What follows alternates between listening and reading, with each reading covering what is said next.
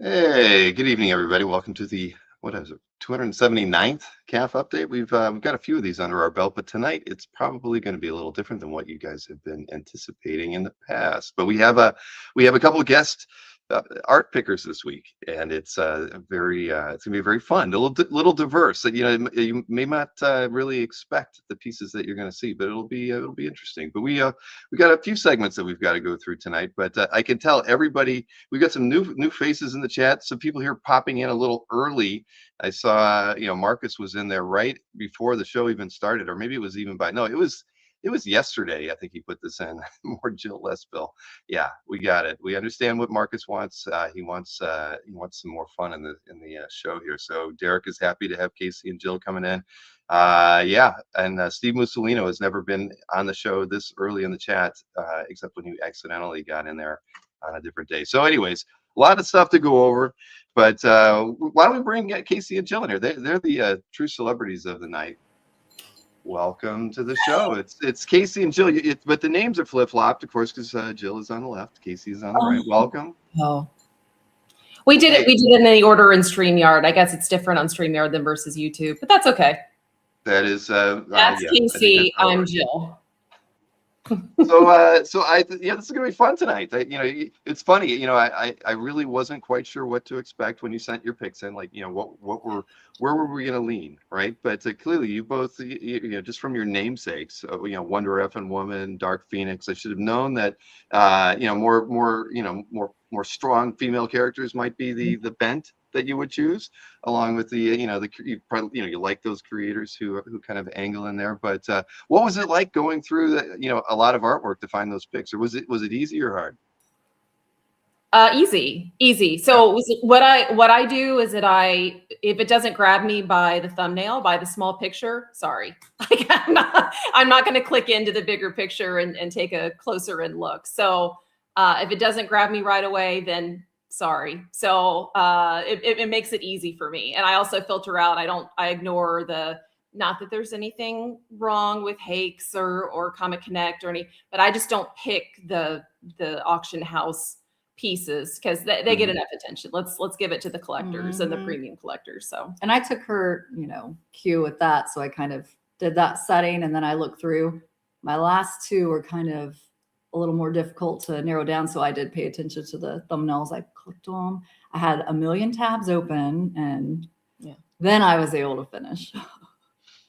That's well, that sounds familiar. That's kind of, I think, how we typically do it. But that's cool. We're gonna see some different art now. Before we do, Kasey, it's been a long time since you've been on the show. I mean, and I don't know how many years, but it has been a while.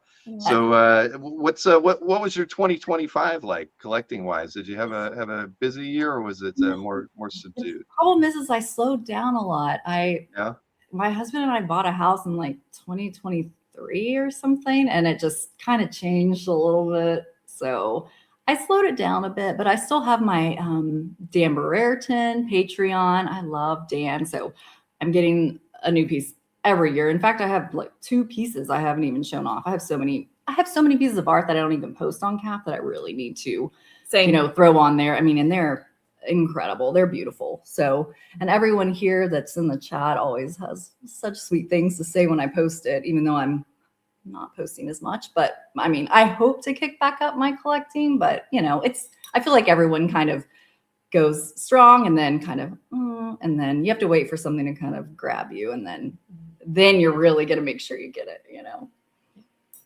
Exactly. I know. I remember you both were on Dan's Patreon for a long time. Dan's got one of the more active ones out there, doesn't he? As far as him posting and giving exclusive art drops and the rewards that he has. I mean, I think a lot of creators could probably follow Dan's lead on how to stay engaged with your fans and provide rewarding items to them as well, and opportunities. Yeah, for sure. He has a lot of true patrons that have stuck around for a bit. As he should. He's earned it. His body of work and his creativity, and he has a lot to post because he's still doing a lot of work. So it's great.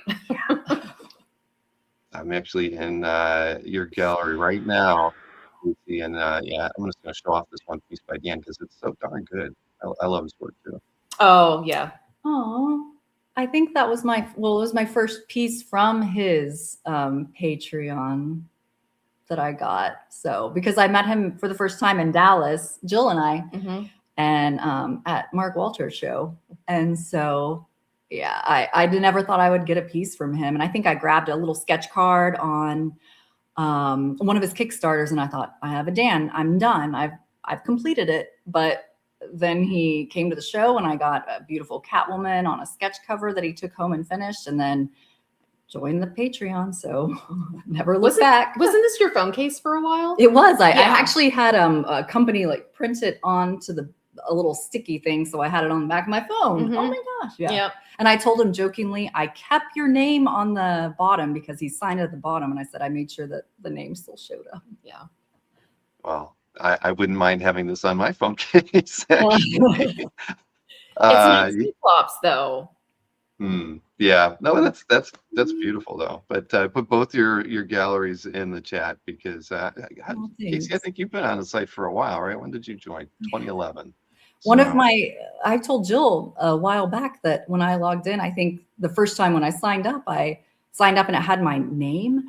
Gasp! My real name was on there, and I emailed you and I asked. I might have said this story last time on my only other calf show with you. But I emailed you and I was like, how do I get my name off of here?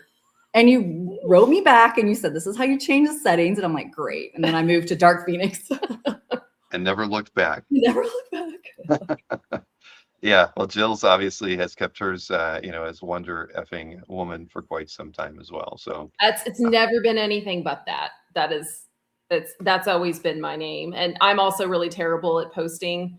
It's something I need to get much better at. But yeah, I got some fun Dan pieces too, or pick whatever you. Costra especially likes the Steve Rude Wonder Woman that you've got. I was just looking at that one. I thought that would be a good one to click on. He likes that one a lot. It's one of my favorites too. When we talked back in 2021 or whatever, that was one of the 10 pieces that I picked out of my gallery, and it's still a favorite. I see it every day. It's in my office framed. What's the size on that? What is the size? It's like 11 by 14. It's pretty big. Did you swing by the booth to see Steve painting during OAX? I did. Yes, I definitely did. Swung by the booth to see him painting. He's just great. He's a super talent, and we lucked out. He came to a fan expo in Dallas, and we both were able to get on his commission list. And I don't know what it was, but he went.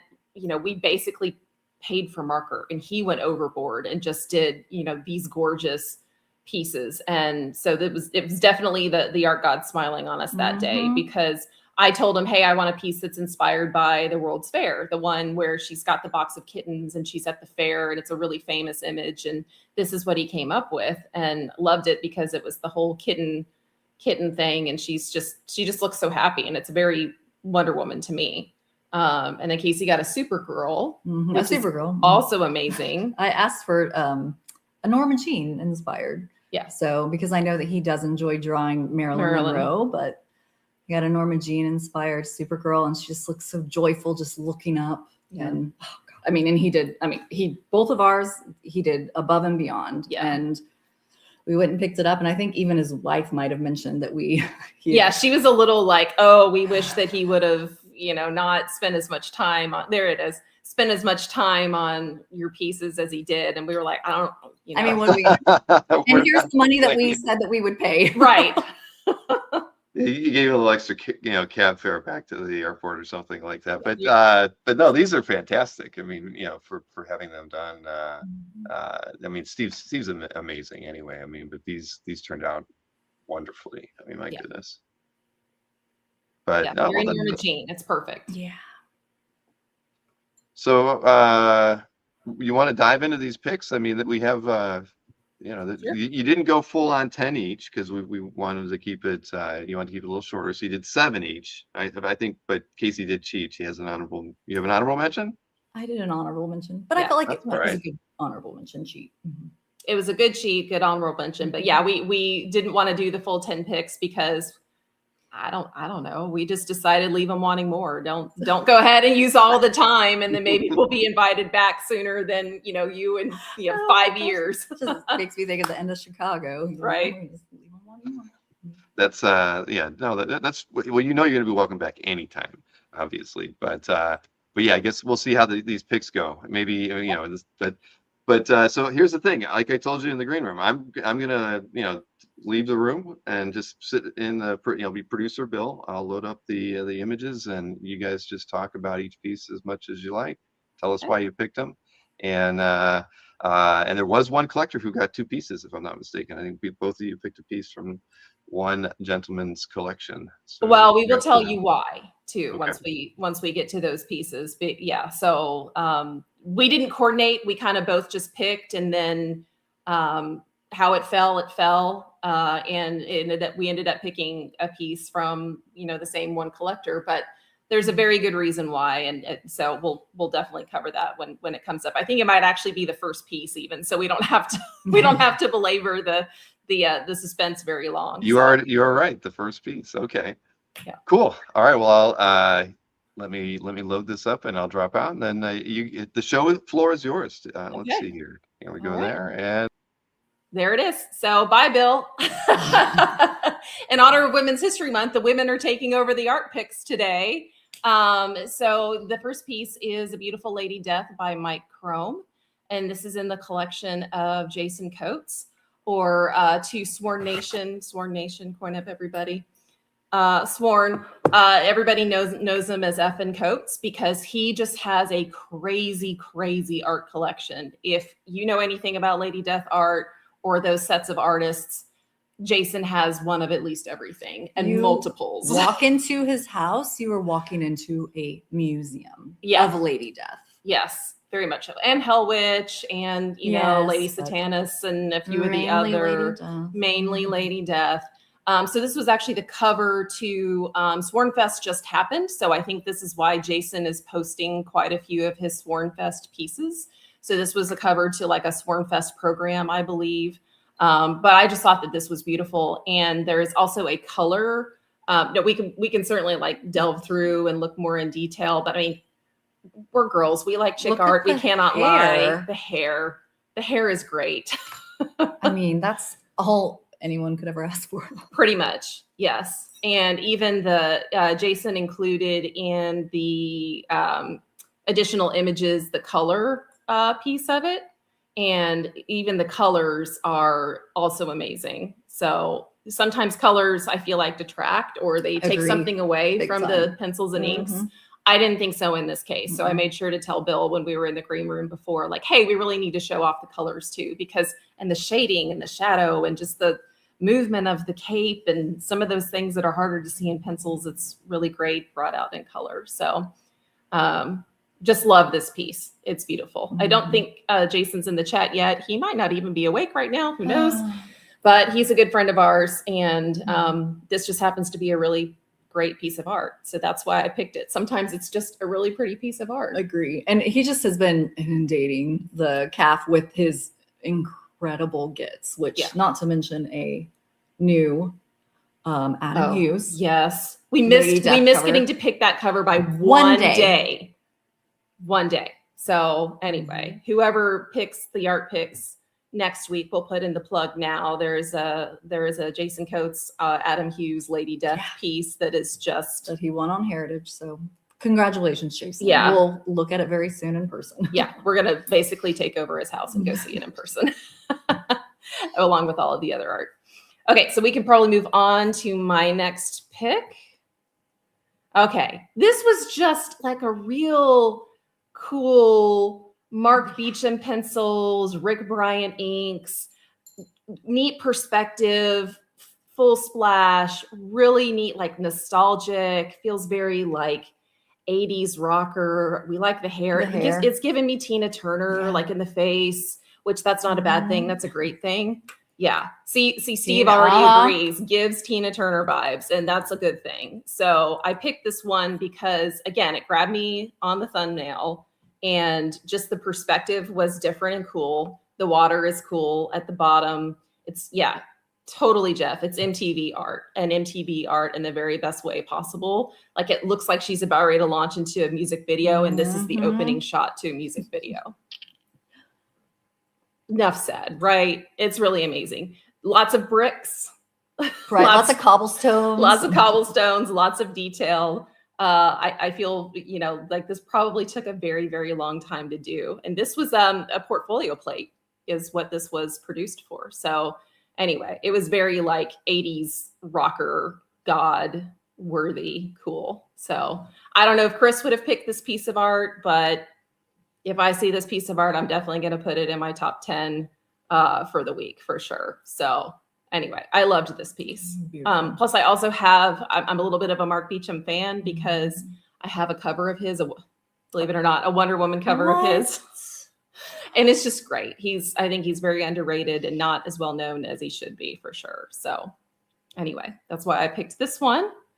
And then we can probably move on to the next one, Bill. So of course, off of, you know, the Jack and Roz Kirby Awards at OAX, we've got Kevin Nolan with, you know, Batman, Robin, Batgirl, Mr. Visionary Award. I would be crazy to not pick this beautiful Kevin Nolan piece because it was posted in our little time period that we could.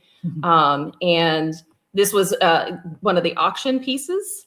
And so I'm really highly jealous of the collector that went ahead and got this. But I mean, the full figures, the really like classic Batman, that Batgirl is amazing. Like she clearly works out, right? She works out. Right, exactly. She looks great. So Bill modeled for Robin. Stop it. Bill might have modeled for Batman. You know, he's wearing a cowl, so you can't really tell who modeled for what for sure, Marcus. But anyway, I love this. I love the background. I love the shading. I mean, it's Kevin Nolan. Of course, Wayne commenting, yes, Wayne, this is your piece. It is just masterful. He's just, you mean, what else can you say about Kevin Nolan? I mean, he's done it all. He's done it all. And also Wayne has it all. So it's true. So it kind of goes hand in hand. Yes. Wayne does have it all. Wayne is also a Dan Brereton collector too. Big so Dan Brereton. Yep, for sure. So I really love this piece because it again pulled me in by the thumbnail. I know whatever that's going to become a meme now, but it just was great. And the shading is great. The figures are great. The angles are great. The perspective is great. He's a master. I was very lucky to get a Kevin Nolan sketch card at OAX during the, you know, free hour or whatever. I didn't tell him I'm a Wonder Woman collector. I said, could you just do a DC female? And he picked Wonder Woman. So it's meant to be. It was very meant to be. Yeah. So he's amazing. He's awesome. He is clearly a living legend. So had to go with one of these pieces for sure. The next one might embarrass Kasey just a little bit because it's hers. I don't know. Did you post it this week on purpose? You didn't. You didn't even No, really I was know. ready to post. And yeah, I mean, but again, it is really good. So it's really good. It's really good. Megan Hetrick, she's amazing. Also underrated. She's doing a lot of cover art work these days. I'm a patron of hers too. She can't show very much these days, but she's doing a lot that is really, I feel like, interesting and different. And the shading on here, the shadows on here, the hair, always the hair, right? The hair always. And Kasey specifically asked for the mushrooms. Shrooms. And she did it upright. Yes, shrooms. I said I need lots of mushrooms. I love mushrooms. But tell us about the story about getting this, like what it took to get on the list. The thing is she'll randomly open up a list and then it's closed immediately. Yes. And you have to be quick. So she actually posted it online and I saw that it had come through and I was like, you know what, I'm doing it. Killer price. I mean, an incredible price for what she's delivers, you know? And then I was like, Jill, come on. And so she jumped on the list too. And then she said, just fair warning, it'll take a while, no big deal, but she would send updates occasionally. And then she actually doesn't live stream on YouTube a lot, but then she did she did for this piece for one of her Emma Frosts are just icy. They are good. But this piece she also live streamed. So it was kind of fun to see her creating that. And I mean, I like that she kind of got out of her funk. She kind of described it and got on her live stream. So I think it kind of helps artists to be able to see that people are excited and ready to see their art. And so her live streaming, and plus, well, I mean, this piece is killer. Plus, she always sends like prelims in advance. So she'll give you like, hey, I'm maybe thinking this, whatever, but she's totally open to feedback, which is really great. So you end up with a piece that you also really like. No big surprise, I have a Wonder Woman from her. And she ended up changing the pose for me because there was something about it that, I didn't really like what she was doing with the lasso for some reason. I can't remember. It was a while ago, but she was totally open to that feedback and like, yeah, that's even better idea. And so she's a great collaborator. So whenever she opens her lists again, that's the time to get on it. Oh, yeah. So for sure. But yeah, anyway, thanks for all of the sweet comments in there. Yeah. I didn't just pick this piece because it's Kasey's, but I did pick this piece because it's Kasey's because it's top 10 tier. Come on. Right. Absolutely. Yeah. Especially if you like girl art, and we like girl art. So that's a woman by a woman. Yes, very much so. And my next piece, guess what, is also a woman. I promise they're not all women. But this one was definitely grabbed me. I'm a huge East of West fan. Nick Dragata is great. This was really what put him on the map and got him noticed, I think, in a lot of circles, was doing East of West. The writing is great. Jonathan Hickman is amazing. If you have not read East of West, it's definitely something you should pick up and read. Just go get the compendiums and read it. It already pulls you in because don't you kind of wonder what's going on with her hands? Like what is that about? Well, you're going to have to read, but it totally explains like why her hands and forearms are like that. I thought that the stairwell was great because it kind of is a good way to frame her in this pose and still lets in the sky. And it doesn't look unnatural all at the same time. So it was definitely just, I don't know, great way to encapsulate the series. I'm trying not to spoil too much about the series, but this is one of the members of the House of Mao, and she's actually the wife of Death. So I'll just leave it at that. If that doesn't make you want to read the series, then I don't know. I can't help you. She's not my favorite character. My favorite character in the series is a witch named Crow. Oh, well. But I mean, she's also a really amazing character. But yeah, it was a really cool blend of like sci-fi and Western. So futuristic elements combined with Western elements. And it just made the story really interesting, and mythic things too, witches and Four Horsemen of the Apocalypse and all kinds of things make it into this series, and it's just really great. I have a Nick Dragata piece that I got at the very first OAX, and he is an amazing artist, and I like him a lot. So the great thing about him is you can pick him out pretty much right away. Okay, this is a Nick Dragata piece. So anyway. Dragata signed my issue 1 last year at OAX. I had him sign my issue 1 the first year. So yeah, definitely totally with you on that. So I loved this one.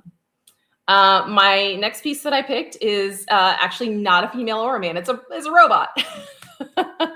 Daniel Warren Johnson, Transformers. Jeff, this was totally picked for you. But I mean, what can you say? I mean, Daniel Warren Johnson is just such a talent. You again immediately know it's him, Optimus Prime and kind of all of his glory, but his face is mostly covered, but you can still like see the emotion in his face. And this particular issue was kind of an Optimus Prime versus Shockwave episode and comic, excuse me. And it was like just a really good, I don't know, the perspective was neat. The flames are neat. His face is like saying something, even though it's mostly covered. And it's Daniel Warren Johnson. I mean, what else can you say? He's really a master of shading and inking, and he just does a really good job. And Transformers, I mean, I'm a kid of the 80s, right? You'll never miss color in one of his pieces. No. Who needs it? Yeah, exactly. So anyway, what else can you say about Daniel Warren Johnson? I mean, he's won everything, done everything, in high demand. I'm lucky to have a piece by him that's even just a quick sketch in the front of a Wonder Woman Dead Earth book, because yeah, he's just that good. Always in demand. Love to see him at shows. Bill, you need to get him at OAX. because he would make a killing there. I think, of course, everyone loves him. So anyway, I think we're to my last piece. Trying not to drag this on too long. Went with this is Carl Choi's piece, Action Comics number 598. This is the first appearance of Checkmate. Both pencils and inks by John Byrne. I mean, John Byrne, what can you say about John Byrne? He's amazing. This is also, like, funny enough, Carl points out in the posting that Metropolis is misspelled. And it does make it into the comic itself. So I don't know. It's kind of funny that it made it into print as misspelled, but that's okay. Mm-hmm. But I didn't, yeah, it's kind of humorous, but I didn't actually pick this piece because of John Byrne. I picked this piece because of Checkmate, the first appearance of Checkmate. So Checkmate was created by Paul Kupperberg and our friend Steve Irwin. Steve Irwin is, was a beloved member of the North Texas Comic Art Club. He was, one of our mods for years. Inaugural member. Our inaugural member. Meeting together, we all went and sat at PF Chang's. And it was our first time meeting him, you know? Yes. And so we were definitely starstruck by Steve. And he is he's such a nice, genuine, funny guy, but really dry sense of humor. That beautiful dry, where you look at him and he keeps looking at you, and it's like he's screwing with you. He's being funny. Yeah. And if he ever gave you an eyebrow raise, you knew you had said something really funny. And he was a really witty guy, so it took something to get Steve Irwin to give you an eye raise or a wink. Yeah. But we missed him dearly. He unfortunately passed way too soon. He was only 63. And we missed him horribly. So that's actually why I picked this cover, is for Checkmate. And it was just it was at the end of Peacemaker. Yes, so no spoilers, but there's a mention of Checkmate and Peacemaker. And then my favorite part, not my favorite part, but one of my favorite parts of any kind of superhero movie is to wait till that end and see who they think as the creators. Yes. Because they should be thanking the creators. And I paused it and I turned to my husband with tears in my eyes and I was like, there's Steve. So that was beautiful. I know. I think I was actually in the chat on a CAF broadcast. It had to have been, I think it was a CAF update. I don't think it was like a dealer sale show. And we had just found out that he passed. And of course, Marcus being Marcus, when, I kind of said, rest in peace to Steve Irwin, he's like, what? That guy died? He thought that we meant the zoologist. The E and the I difference. The E and the I. But no, this is Steve Irwin, ERWIN. But anyway, he was definitely one of those legends that maybe wasn't as well known towards the end of his life, but he definitely made some huge contributions to comic art. And he was an editor at DC for a while, and he worked at a place called Jimmy, which they do graphic design, and they'll do design for the inflatables at Home Depot or the Happy Meal toys. You've probably seen a ton of everything that they've done. And Keith Kez Wilson, who's also a local part of the North Texas Con, he also worked there. But hearing Steve's bullpen stories and stuff, like those stories are just incredible. Just sitting there and having a drink and just telling the funny things back before we had cell phones and using fax machines, and you're driving to meet the plane that you're supposed to be dropping off everything that's supposed to be printed the next day. Right. And 100%. Those are some good stories. They are good stories. But okay, the image is also beautiful. It's very quintessential Superman. Love the cape, love the direction. There was also a female on the image too, so it's amazing.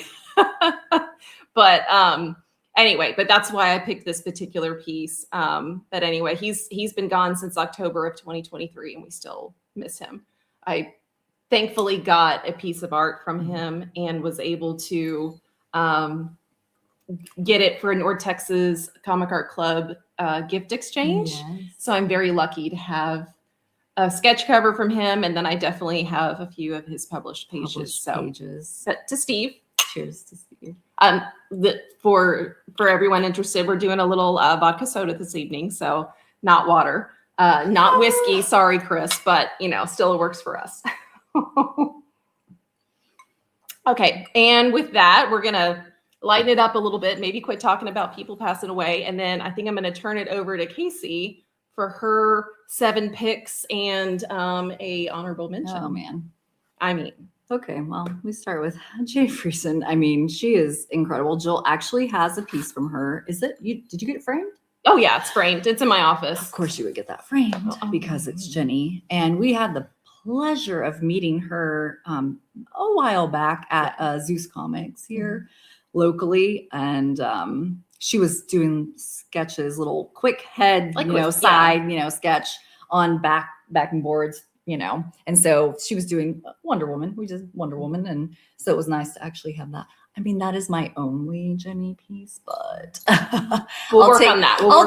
I'll take what I can get. But Harley is one of the other characters that I just love to collect. And if the babies are in there, then it's even better. And my gosh, I mean, her art, she uses a lot of, like a colored paper, gray paper, graphite, chalk, public marker, but oh gosh, I mean, that Harley is kind of where it's at. And she's an Eisner Award winner, so it's not just us saying she's great. Exactly. Mr. Eisner is saying, or is it Mrs. Eisner? Yeah, Eisner. Yeah, she the was committee. She was incredibly kind, and her art is just beautiful, and she draws women in just a perfectly sexy way, strong. There for it. Just I don't know, I really enjoy her, and I like that the babies aren't some cute little, you don't want to walk up and I might actually still walk up and try to pet those dogs, but most people may not. You might think twice about it. You might think twice about it. Bud and Lou on attack, as they should be. Are they friendly? Oh, but yes, so I won't be as chatty as Jill, I can say that. Not that you were chatty, Jill, I just don't have as much color commentary. I would say I'm not the color commentary person. You're the play-by-play, and I'm the color commentary. And the play-by-play. She could take color commentary. So feel free to add the color commentary, like the Eisner Awards.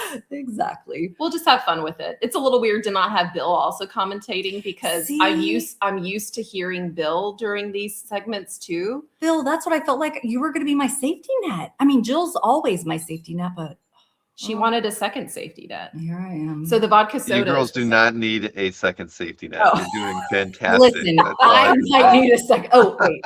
You're right. This is my second. It's your second safety. All right, I'm going back to producer Bill. You're doing fantastic. Okay. And you're good to move on to the next slide.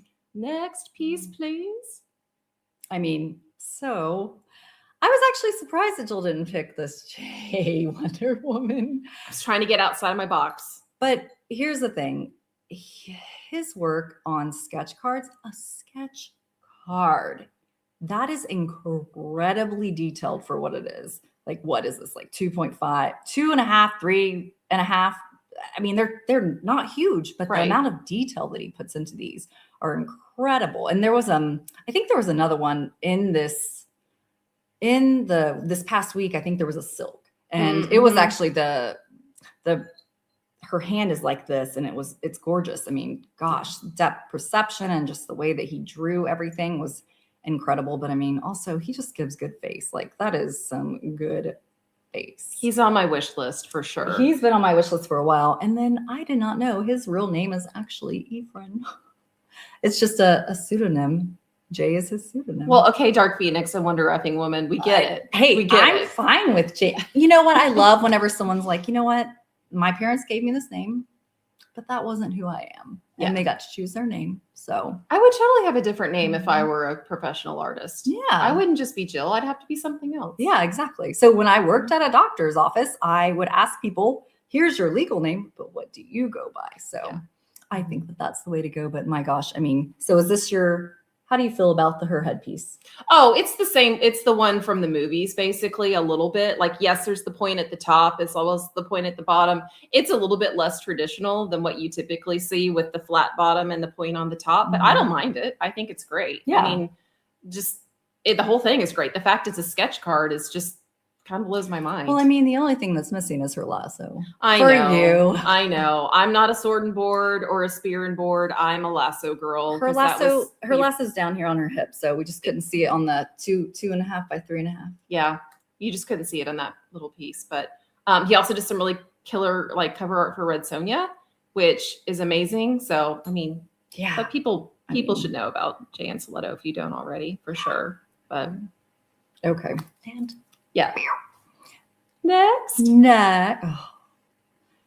Eric Matter. He is so incredible. So I became friends with him online, and I actually spoke with him about a few pieces that he did, and not that I was buying. We were just talking about, actually, it was Wonder Woman, the way that we began a friendship, because I really loved the Gotham City Garage. Yeah. And he was doing a piece of Wonder Woman from the Gotham City Garage. And so we struck up a conversation, and he just chatted about it and wanted to ask a question. I like people when they're like, I actually don't know everything about this character, and let me ask someone that might actually know something, and let me ask a woman.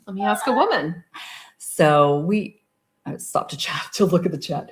It's Tom, and it's Tom's piece. So okay, entirely appropriate.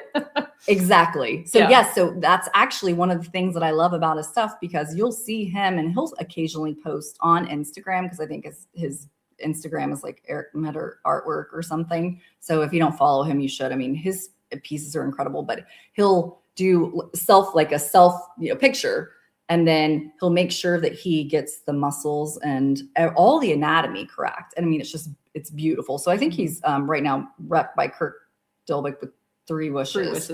So, and in fact, Jay is too. So, which is kind of ironic to these two people. So Kirk is great to work with. So, I mean, at least they're in reach, unlike some people. Unlike some people. But I know that I think that Eric said that his influences were some of the classical artists, which obviously, why would Leonardo da Vinci not be one of his, influences? That guy could draw some muscles too. He could draw some muscles. He could draw some feet. I mean, my favorite is just gorgeous pieces of just little pieces of just toes or something, or just a hand. I mean, my goodness,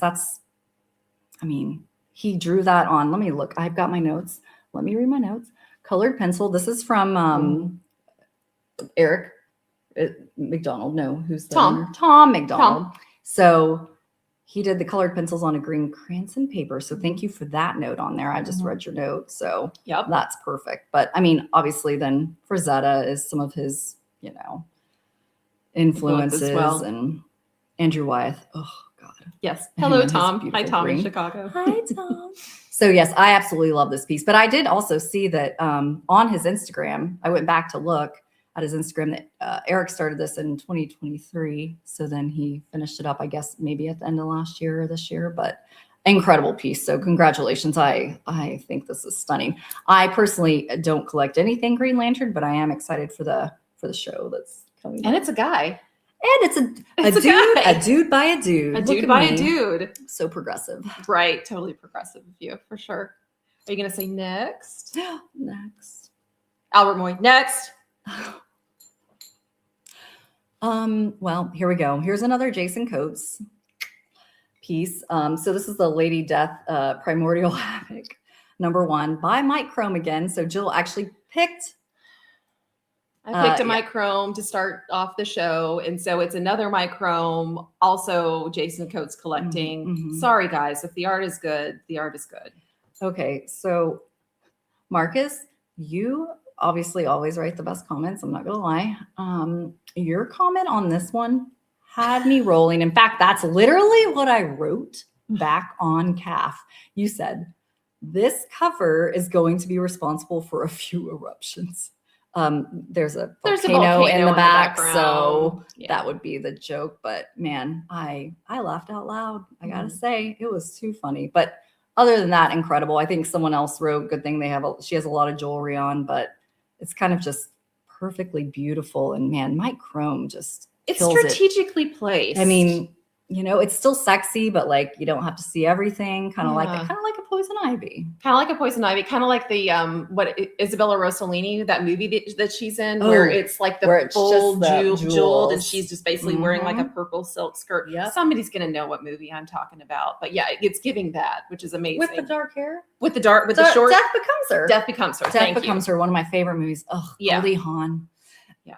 Anyway, back to art. So yes, the strategically placed right here is just gorgeous. But I mean, I think everyone likes to see a dinosaur. And I don't know if this is a mythological creature or what. Maybe it was a dinosaur. I mean, there are so many dinosaurs that I feel like I probably don't even know about. Well, do we know about all the dinosaurs anyway? Well, no, I feel like they keep on finding scientific discoveries. We're and humans. saying, okay, what we thought we knew wasn't right. We anyway. aren't that amazing. So, I mean, there's always going to be a new discovery. So possibly this could be after a true dinosaur, or maybe just something made up in that cute little Aussie's head. Maybe. Mike Chrome. Oh, wait. Do love him. Oh. Sworn. We coin up so that there's not a coin challenge. And if you don't have a coin in Sworn Nation, you have to buy the drinks. So we're not buying the drinks tonight. So anyway.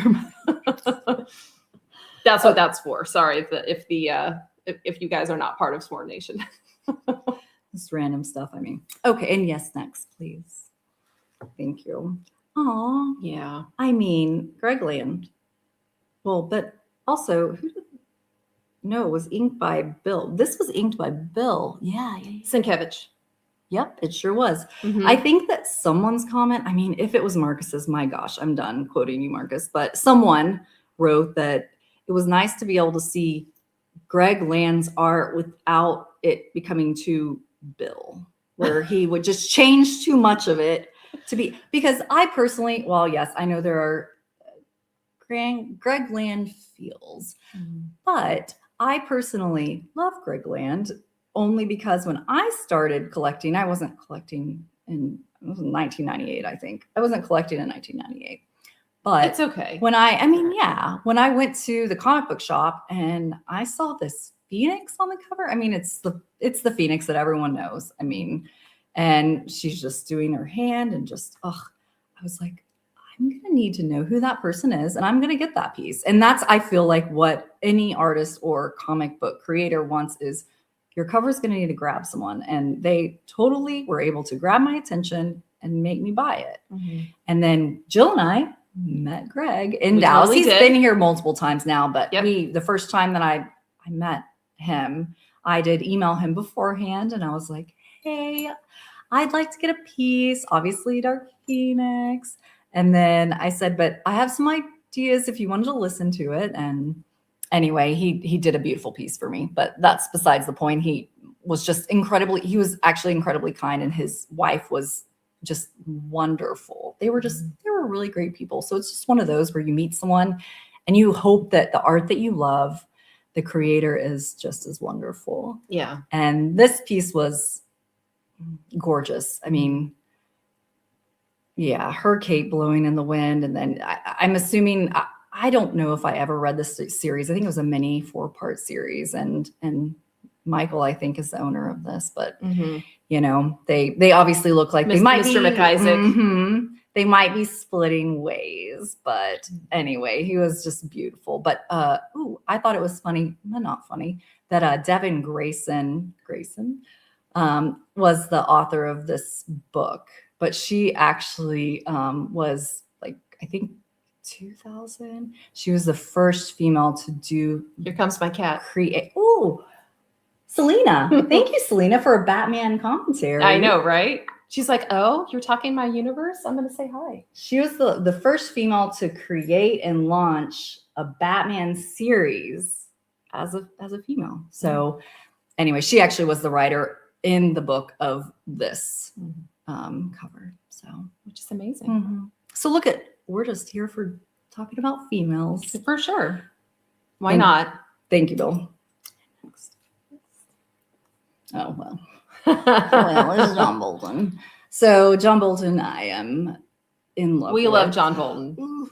But that also is how I started differently. Obviously, I see a Greg Land Dark Phoenix, and I'm like, I'm loving, Dark Phoenix stuff or anything Phoenix, the TV show back in the 90s or whatever. And then I'm like, I need to backtrack. I need to exactly, Marcus. That was another one of your comments. Spotlight. It was a beautiful comment. I thought, exactly. She looks like a sultry siren that's just standing there in the spotlight, and she's just about to start singing. And it's gorgeous. So it's a splash page 1, I think is what the notation said. And just, it looks like it's in great condition. I know that the owner, I wish I knew who the owner was, notated some of the condition, but I mean, that's an incredible get from John Bolton. And again, to bring it back to us, Jill, you got us here, so we're going to tell our stories. Jill and I were able to meet him, and he did say / threaten that this was one of his last times over here in the Americas, but he might have already come back. I don't know, or he might have. I don't know.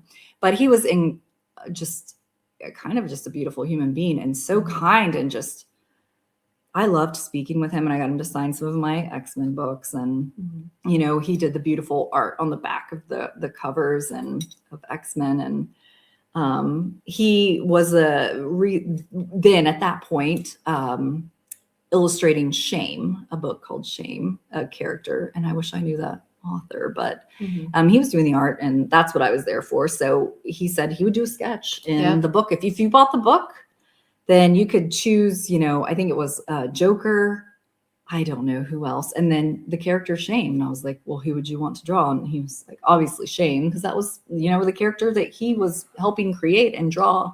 And I got this beautiful pencil sketch and in the front of that book, and oh my gosh, it's the only John Bolton I have, but it was a wonderful experience. I feel like more than anything, it was the experience of being able to see him, and he took a lot of time with us. His line, it was not long. It was not. I was shocked how short it was. It felt I just don't think he's well known enough, sadly. For like the hot new artist, I feel like, or what the people in at the cons are trying to go to, which is great. I love it because I also love them. But man, to see him sitting there and you could just walk up to the table, you didn't have to wait. But, I mean, this is quintessential. I mean, this piece is incredible. So congratulations to whoever the owner is. Yeah, for sure. And then you're next. Well, Colton Worley, he's too damn good. He does gorgeous oils he does the unstretched canvas. So if anyone has gotten anything from him, I mean, I'm assuming he's still working on unstretched canvas. As far as I know. But I mean, Bill, can you weigh in here? Have you gotten anything from Colton? I have not, but I love his work. Yeah, I know. Okay. Thank you. I feel like this would have also been a Chris pick, to be fair. Like if Chris were here, I think he might have picked this piece too. Well, I mean, to be fair, you did pick one of my Colton Worleys, Bill, my only Colton Worley. So my beautiful Dark Phoenix. But this piece, the color, the pop, I mean, you're immediately looking at Daredevil, and it's almost like, what is our vantage point? What's our view? Colton always does something from the ground up. And not always. That's a specialty. I mean, that's what my piece is. And I have to say, I love it. Mine's more of a face. I have a Black Cat by Colton Worley, and it's more of a face on, but she's clearly just finished a heist. Yeah. So it's I really love it. But yeah, his sense of perspective is really neat. It is. It's incredible. So it's like, have you already had your ass kicked and you're laying on the ground right there in the alley, or are you just about ready to get your ass kicked? I mean, about ready, or just a bug up there just looking up and thinking, oh, yeah, what's going on here? But incredible. So I wish I probably should have written down who the owners were, but this is a beautiful piece. His prices are fair. I mean, I don't need to try to hike up prices any more than they should be, but he should be asking more for what he does. You do usually have to wait a little bit for your piece, but to me it's worth it. And I still have mine my canvas rolled up and waiting. It is, I mean, it's stunning. So in this piece, the red, incredible. So I don't know. I'm a huge fan of his. You can find him on Facebook. And he'll just randomly create a painting and throw it up and say, hey, for this price. And you could just grab it. And I highly recommend checking him out. So yes. And Newell, you have to chime in with what you're waiting for in the chat, because is it a stingray? I have a feeling it might be. But you'll have to let us know in the chat what it is for sure. Was this your last one? Did you have any? I didn't know that my honorable mention was getting. I don't have notes for it, so. Well, there's Kasey's. There you go. My piece. Yeah. Again, from the ground up. Yeah. I mean, I waited a minute for this, but I also can't complain because the price was incredible. But yeah, I think that was one of Bill's picks, which thank you, Bill, but also as it should be, because that is good. Again, good hair. Yeah, good giving good hair. The hands, she's lit from within. She's lit with, she's Phoenix forcing, like she's got Cyclops and Wolverine are just on the ground. They can step aside. They always come back, so it's fine. Yeah. They'll be fine. Yeah. It'll be okay. Thanks for showing that, Bill. That was sweet. Yeah. But Colton is just, God, he's incredibly talented. He does a lot of I think he has done some Dynamite pulpy covers. That's what he's known. He does. I mean, obviously, he looks like he does a lot of like pulp, dark, gritty covers. Alberto, this is not one of the picks. Bill just pulled it up as Kasey was talking about a Colton Worley piece that was somebody else's piece. No, Alberto. Bill picked my piece one time, so that's true. So no, Bill is showing out of Kasey's her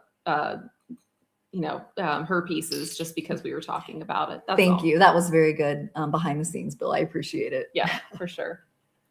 But with that, I guess I have your honorable mention. No, this is good. I worked hard to I was like, I feel like I may not be able to put this in there, but it was posted this week.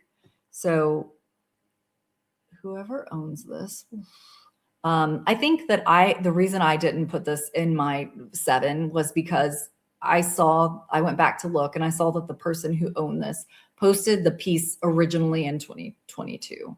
So either they had just had it framed. I think it was a new frame job. And they might have just had it framed. Or if they had it framed maybe for a while, which as they should, they just posted it. Yeah. But I actually didn't even get to read what the inscription says. But yeah, this is quintessential. I couldn't read it. We're trying to zoom it. Thanks, Bill. I would be able to see that. Yeah, it's a little small on our screen, but that's okay. Yeah, but I mean, the art's amazing. The art's amazing. He did a good frame job. I like that he did whatever he did with his notation for the bottom, and I mean, as you should, because man, that's classic. In fact, a friend of mine, actually. She's been drawn as Wonder Woman before. Yeah, that is true. And then I was drawn as Black Queen, and I have that big piece framed in our bedroom. My husband was drawn as Superman, and it's this Black Queen with this beautiful look, minus the hair, down. And my husband was drawn as Batman.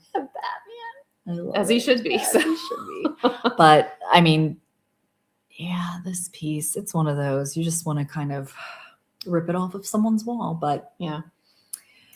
Congratulations to whoever had that. For sure. So thank you for showing that one, Bill. That was just, I was like, I didn't get to pick a Phoenix or anything. So here I am right before she becomes Dark Phoenix. Yeah. That's my choice, which is amazing. Well, I guess we're finished now with Women's History Month art picks. Women's History Month is complete. I have to ask, I mean, do your husbands collect? Or is it just my husband is a big comic book reader. He is not a comic art collector except what I buy for him. So he does have a pretty, he's got a Neil Adams Batman. He's got I just got him Clan McDonald cell from Batman the Animated Series. He has a Ralph Bakshi Gandalf. I mean, clearly lots of nerd levels in this house. So but he does have art, but he's got a good amount of Looney Tunes art. But it's all things that I tend to buy for him. It's a gift. So yeah. Also a gift for Jill. which is fine because he Fair. can appreciate that too. So. Yeah. And then you can display it and enjoy it together. Well, his favorite version of Batman is Neil Adams. So there had to be a Neil Adams Batman in the collection for sure. So anyway. And Damon, my husband, he just loved comic books, and he took me to my first, show comic store. Yeah, the comic store. Mhm. And we're walking in, I'm like, oh, okay, so this is pretty much why I loved the X-Men animated series in the 90s as a little girl. I just didn't have anyone to introduce me to comic books. Yeah. I mean, it was some country stuff there. I just didn't know about it, but it was beautiful. And then as soon as I walked in, I was like, this is where I was supposed to be, man. Yeah. Like, that's where we're supposed to be all along. We actually met through our husbands, believe it or not, but we because they're very good friends and have been friends. I was gonna say, what did they share in common that they knew each other? What? Oof. Oh, Bill, this is like 20 years ago. They've been friends for that long. They've been friends for a long time. Oh my gosh, that's funny that we can't remember. We can't remember what they met over. Was it comic books? I don't know. Oh my gosh. Oh, I love that. How embarrassing. Not embarrassing at all. But we After always 20 say, years, you're allowed to forget a thing or two. That's all right. But we always say we would have found each other. Yeah. Like Kasey and I would have found each other at a comic convention, at a or comic book shop. We store, would just walked or in and would have been like, I want to get to know that person. I want to know that chick. Yeah. So Were they in a board game group? No. Anyway, doesn't. yeah, who knows? They might. You know what? I Boy think band they were or- introduced by Cliff. Yeah, so we do have a mutual friend that they were introduced by Cliff, which is Yeah. he is also a nerd, and that's beautiful. Yeah. And For sure. Yeah. So So yeah. anyway, that's how they met. Mhm. But we're lucky they will go to shows with us occasionally if we make them. And as long as we aren't cosplaying, which we As don't long as we are not cosplaying. we don't cosplay anymore, but Yeah. they were done after that. Yeah. So. They weren't happy about that. They just didn't want to be around. They It could have been was your just- photographers. Well, they were, but they were also stopped constantly Yeah. with us, and we're gonna keep going They're like, no, we don't want to keep For- on going. And for the pictures. But it was but we did one time get them to dress up as Court of Owls. So they just wore suits and then Court of Owls masks. And then she was Thor and I was Loki. But I think that was, I don't know, maybe the last show. yeah, that was last show. Because we were getting stopped. I got those Court of Owl masks from San Diego a Comic-Con. person who went to San Diego Comic-Con when Court of Owls was coming out, and I thought that I loved that story personally. Yeah. And they put them for sale before the masks were ever available because they passed them out to all of the people in the audience for Right. that panel. And so I was able to buy one of those masks from two of those masks from a gentleman in California. Yeah. And I put little ribbon, like see-through, like meshy ribbon on the eyes because it was just, the eyes. It was just on there. open. So you can kind of make them a little, more mysterious, the way that they look in the comic In the books. books. And I asked him to please wear that in at least one of our pictures for our engagement photos. Yeah. So And we did. And he wore a suit. I wore a gown, and we went to an opera house that is here in Dallas, and our photographers took beautiful pictures of us, and we're wearing those masks. So he knew he was marrying a nerd too. Yeah, for sure. Nothing wrong with that at all. Mm-hmm. That's wonderful. Jill, what did you do, Jill? I mean, anything special? For engagement photos? For engagement? Yeah, exactly. No, it's No, you boring. didn't make him wear the Superman costume or anything like that? No, we didn't. Yeah, Oh, no, Batman. I'm sorry, it's Batman. Batman. Yeah, Right. he's a the big Batman. We didn't make it part of our wedding. We didn't, I don't know. Maybe we're sometimes undercover nerds. Maybe there were a lot of my parents, like Sunday school friends there. So I think we were just trying to fly under the radar at that point in time. That's okay. I mean, But- that's okay. Anyway, it's all right. Yeah. But we live a pretty big nerd life now. So They know. So there's know. no hiding it. Yeah. No, there's no hiding it now. But actually, if you Well, come to my house, like I don't have a bunch of comic art. It's in my office, and that's where it's framed and hung. Well, you've seen it. You've seen it on broadcast because I have some I of my have. art behind me typically. 'cause Do you have I'm- any like bumper stickers, a Wonder Woman logo, anything like that? I mean, No. no, Not on my car. not in your so car. Okay. I work in the automotive industry, so I don't tend to put anything on my car that's like identifiable. I don't know why I don't, but I gave Kasey a face because just this past weekend we met Trisha Helfer at Retro Expo that was here locally in Plano, and you got her to sign. So oh God, not that anyone needs to be spending this money, but I spent the money. It's fine, and I got a vanity plate, and it says Cylon 6 because I love I love Battlestar Galactica, the new series. Battlestar Galactica. So Trisha Helfner was Cylon 6, and yeah, my blacked out, murdered out Jeep Sahara has Cylon 6 on the back. And we went, and I said the only person I would ever pay to meet, I've never paid to meet a celebrity ever. No, and we don't do photo ops. Pictures, we don't do signatures. We don't at cons. We kind of look at the celebrities like they're zoo animals. Mm-hmm. Exactly, and then we can move on. And then we move on. But no, for Trisha Helfer, we'll. And she came to Plano. We are in Plano, and that is not. I mean, it's not a huge town. So it wasn't Dallas. It wasn't a huge thing. There were no lines.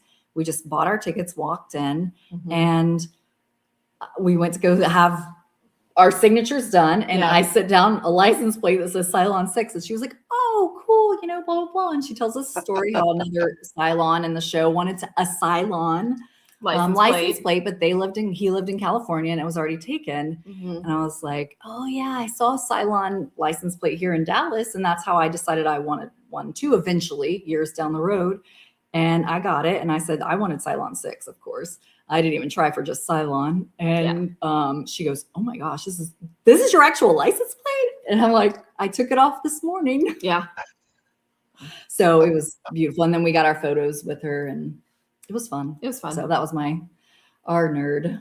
Yeah. Another nerd moment this past weekend. So they happen as often as we can manage, I guess. Hi, Kat. Oh, you've got we have a visitor. We do. She's Selena, like as in Selena Kyle. So again, multiple levels of nerd. Yes. Wants a little bit of attention.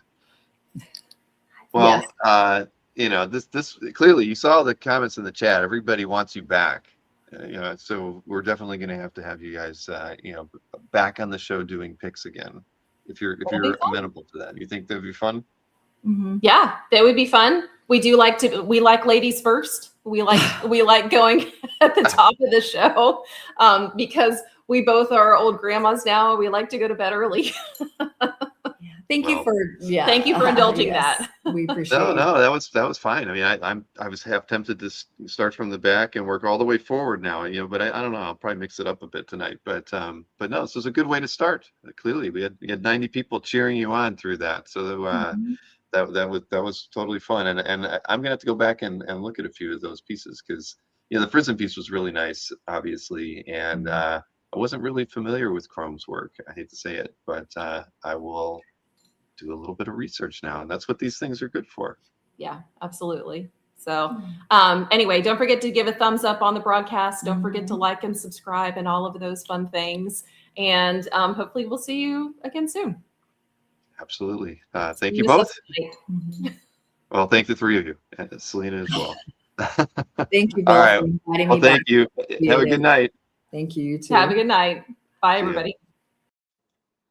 Oh man, that was awesome. That was, and honestly, there's always an artist here or there that you should be aware of, and you just don't know about, and it's the picks that definitely help drive some of that. So yeah, Chrome is an artist that I didn't know anything about, but the one cool thing being in the behind the scenes throughout that was just being able to throw a few of the Instagram links in there as well to promote the artists that were being discussed. I never have a chance to do that when I'm live, so that was kind of fun. Makes me think we should prepare those things in advance so we can do a little PR for the creators that we're talking about when when we're showing off their work, not just share links to the CAF gallery and the owner of the artwork, but also the artists who are making the work that we all love. So I have noted that as a thing to do in the future. So we can get along with things. I think, right now, I could play the Bob Leighton video. It's like 10 minutes, but he's in Nice, France, doing some fun stuff. He's vacationing. I clip out all of the touristy stuff he does, because a lot of what Bob likes to do is sightsee while he's hitting these locations. But he did go to another comic shop, and doing typical Bob stuff. Nothing. He didn't dine on anything in the video clips, which was unfortunate. But he did do a couple really nice pieces that I don't know what he ends up doing with those. The drawings that some of those are for the people who were at the show. Some of the stuff is just things that he's probably packing up and is going to take back to Joey when all is said and done. And I guess they'll end up in Joey's calf gallery or something. But there was a couple nice pieces in there, a couple of cool. A couple of Iron Man pieces, and I know there was a Phoenix piece in there as well that was really nice. So let's go ahead and play the Bob Leighton clip and see what he was doing in Nice, France this past week.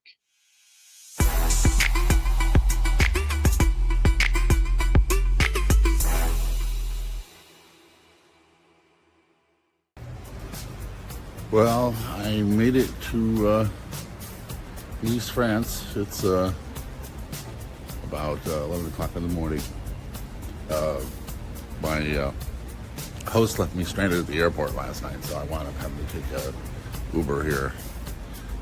So me and the French are getting off to a great start again. Hey, remember my last trip in 2023? It was a pip. Anyway, it's a beautiful area. It's kind of cloudy today, but you can see this amazing view from my terrace here. Anyway, more later. All right, I'm outside here. Guys, introduce yourselves. I'm Anthony, the owner shop of the comic book shop Alpha BD. And I'm Emile. I'm working for Panini Comics in France. And so these guys are going to take me on a ride today. And I don't know if it's like a mafia thing or whether we're going to actually go see some sights or whatever, but we're going to do that, and we're going to talk a little business, and we're going to have a real good time before the appearance tomorrow, right? Tomorrow. We're getting a good crowd, you think? Yeah, I think. Okay, that's good. I know I got the most pre-commissions Yeah? for you guys. Oh, yeah, yeah? exactly. Amazing. Which I'll show you guys later on the show or whatever, because, I do the Where in the World is Bob Leighton show on CAF, so you guys are now stars. Amazing. On camera. Okay, so this is the King and Queen of Carnival here. There's a gay pride parade going on, right? So yeah, in 2 days we're gonna burn them because they used to burn the king and the queen. You can't set gay faux icons on fire. I mean, you can never get away with that in the States. You know that, right? Yeah, It's a popular. Why you burned them in effigy, huh? Wow, look at that. What about this guy and his penis? You leave him alone? Wow, so they're gonna have the big gay pride parade here. Yeah. So. That's it. Wow, how about that? And this guy has chicken feet for some reason. That's amazing. Yeah, frog feet. Look at that. Wow. So Anthony, this is your store. Oui? Yeah, this is my store. Yeah. Ah, très bien. Très bien. Bonjour. Okay, let's take a look real quick before I get hit by a car. Okay. Bienvenue. May I come in? Of course you can. All right. Enjoy yourself. Not that I'm a vampire, but I do need to ask that. Oh, and here we are. Wow. Beautiful store, man. Yeah. You have 2 stories? Yeah. Okay, well. Très bon. Beautiful. Okay, and beautiful people. Oh, that's such a handsome guy. Yeah. Look at this, Very guys. nice. He's all ready for me. Check this out. Yeah, it's really smart. Oh, no, well done. Well done.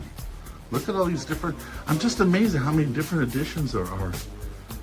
It's like, it's fantastic. Okay. Oh, and you publish these, right? Yep. Wow. So this is the classic collection where there is basically all Marvel starting from 30s up to now. This is like the must-have, so basically like the best stories that we take away, put in one album. Of course, this is the Devil in the Bottle. Then of course. Yeah, now Secret Wars. Okay, and, well, yeah. all right. Well, we're going to sell all these, right? This is the point. Well, fantastic. Who is the artist? It's Thomas Bambini. It's a French artist who's a tattoo artist. Well, any of the guys at CAF know him? Ah, I don't know. Comic art fans? You're comic. Yeah. Huge comic fan, yes. And he did the wall too? Yes. Pretty cool. We're gonna check that out. I can get a really good bird's eye view from up here, huh? It's a fantastic store. Thank you. Wow. And here you got all the comic book. US comic book. Oh, these are all the trades, right? Yeah. You don't really have the pamphlets, do you? The little flimsy comic books. It's all trades, right? Yeah. See, guys? The future, your future. Because this is the only way to do it. Because you don't have to wrap them in plastic. You know? That's what I keep telling them. Oh, I know. This is, again, one of the things I've been arguing for a long time. I used to love Michael Moorcock. This is one of the things I've been arguing all the time. This kind of publication is what I think we need to evolve into more, you know, especially in America, because, you know, how much does something like that cost? 15, 16 euros. Right. Okay. So a comic book is $5, right? In France, the big one. No, I mean if a regular American comic book. 7, 8 euros. €8. Okay. And you say how much is that? 15, 16. And how many pages? It's 50. I rest my case.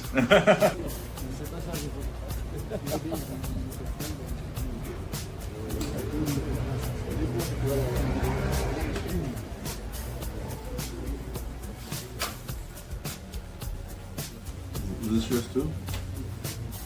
Okay.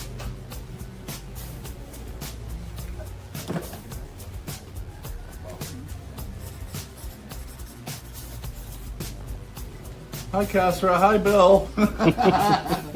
We're signing stuff here. This gentleman here brought something that I haven't seen in 20 years. The very first original Iron Man Hall of Iron poster. The first Iron Man poster Marvel ever did, right? You said you got it, what, 20 years ago? Yes. Yeah, wow. It's really amazing. Les softoniques, yes. Yeah, so this is really unusual. This gentleman was telling me that when they reprinted this originally in France, they removed the Hulk arm from the punch heard around the Marvel Universe. It's like one of my most famous pages. But apparently they took the Hulk out for some reason. We can't really fathom why, but I have no idea. Do you? No.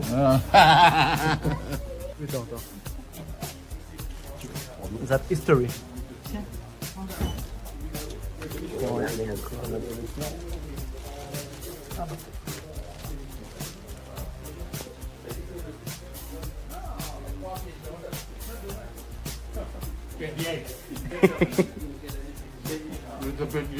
That's good. Oui. Oui, oui.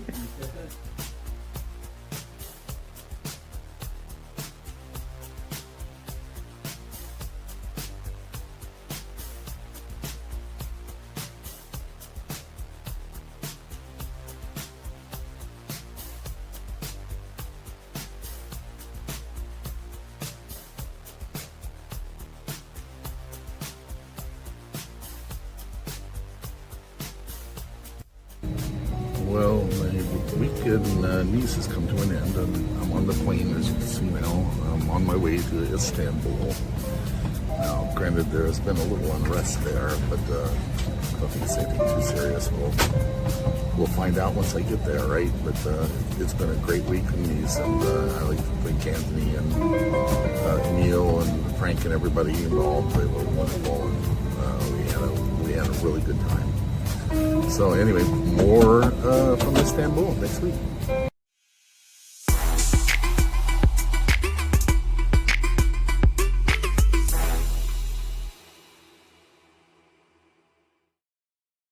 Good old Bob. Yeah, well, look, that was a pretty cool shop. Not too bad. I'm sure he started out a little bad for him, but I guess it ended up well at the end of the day. Going to Istanbul this week, so yeah, I'll be curious to see what his experiences are there. But I guess those drawings, I didn't listen to the whole video while I was editing it, so those must have been the pre-commissions that he did that the comic shop had lined up for him. But those were nice, definitely nice. I like the Iron Man pieces were really cool, especially the color one. And that Jean Grey Storm piece was pretty nice too.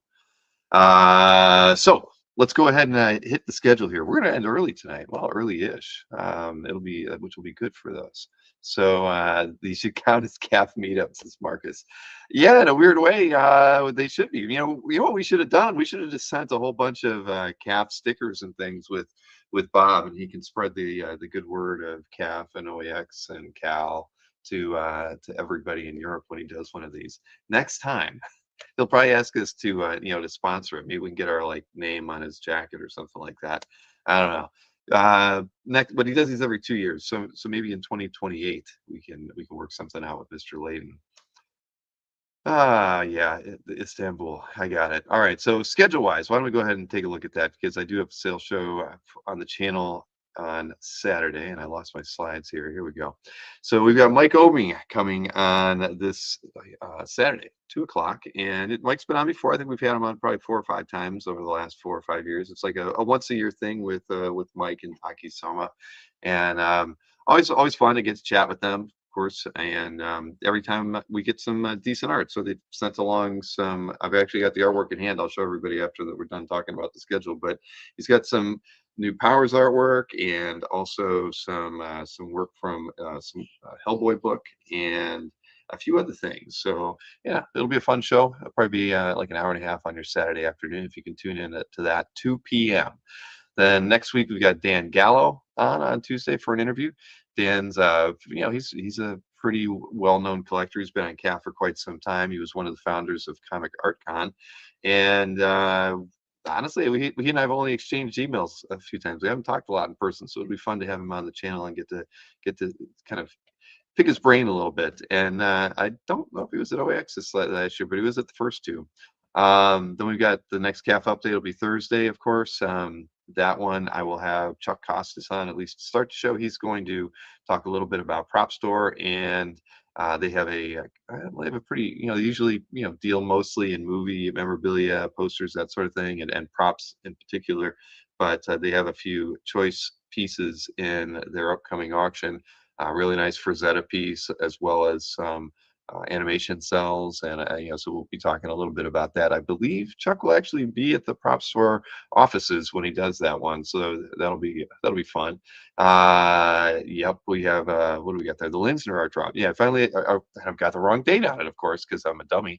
It's actually the 28th, so it's 2 weeks after the Michael Oeming one. So yeah, it's 3/28 for the Joe Linsner cover art drop. My apologies for that, but I did actually have Joe send me some scans this morning of some of the pieces, so I'll put together a slide and get the show up on the channel so you can schedule it and set reminders on it. But it'll be an all cover drop, and like usual, he'll probably have about 22 covers. The images he sent me were for a Vampirella cover and a Harley Quinn cover, and I'm not remembering what the third one was, but yeah, I'm not sure. I'm not looking at my email right now, but anyways, always good stuff when Joe brings some covers to the show. And that weekend as well, Cancer is going to be at the Mocha Arts Fest, so he'll be in New York, and you might run into him. I should have mentioned, I'll be at Comic Art Con on the 22nd. Jason D'Ambrosio is very happy about that. I've got an art-filled time there in New York. I'm going to finally get to see the Metropolis offices and the collection of their stuff there. I'm going to finally set foot in Anthony's warehouse on Saturday. So for those of you in the area, I think I'm going to be getting there around 10:30 over at Anthony's place. But I have a few people that'll be driving me around. I'm going to get to see the Philip LeBon exhibit of Klaus Jansen's artwork, and we will also be swinging by the Society of Illustrators. So it's going to be an art-filled 3 days for me. So it's going to be a lot of fun. After that, we have 3 interviews lined up too with Darian Chen, Dustin Whitney, and Dave Pisano. Dave was first in line to get his OAX badge with his wife. a few weeks back, and all three were actually at OAX. So so we're talking a little bit OAX, but a lot about their collections. Darian is somebody who has a pretty cool collection, and I'm looking forward to chatting with him about it. And Dustin, I've actually sold a few pages to Dustin Whitney over the years too, but we finally met a few weekends back at OAX, and so it'll be cool to have him on to chat a little bit about his collection. And then I am trying to firm up the date with Yoshi from Japan Comic Art, but we haven't like nailed it down yet. It was originally going to be on the weekend when I ended up deciding to go to Comic Art Con, so we're trying to reschedule. I would imagine it would be like the first Saturday in April, most likely. But as soon as I know, you'll know. All right, what do we got here? I got some Oming art in front of me. I won't know what most of this is. I haven't looked at his sheet yet, nor his price list. But Mike's stuff is always in that $400 to $1,300 range. With $1,300 typically being on the covers, and around $400 to $500 on his interiors for powers. But I'll show off some of the pieces that he has sent. I know this was some doesn't have he never writes anything on the boards. That's the only hard part. But I know that's from a indie publication. What was this one? See, again, nothing written on it, but good stuff. I think that one's a cover as well. Here's a Hellboy page here. Stuff, and I do think it's probably like 7 or 8 covers that he sent. Looks like something from Powers. That's kind of a haunting image right there. I would believe that would probably be another Powers, but maybe not. Maybe that's kind of a horror publication. I have no idea. That one's frightening. And it goes right along with whatever. This is an interior page to that, because you got the same guy with the hole in his head on it. Josh says it's Flanders, or Josh says it's Flanders. Flanders says it's Powers. Man, all right. You know what? It's probably past my bedtime, I guess. This is definitely a Powers cover. There we go. I think, Josh, you picked a few pieces up from the Oming art drops over the years, so yes, you would know. This is actually a pretty cool cover.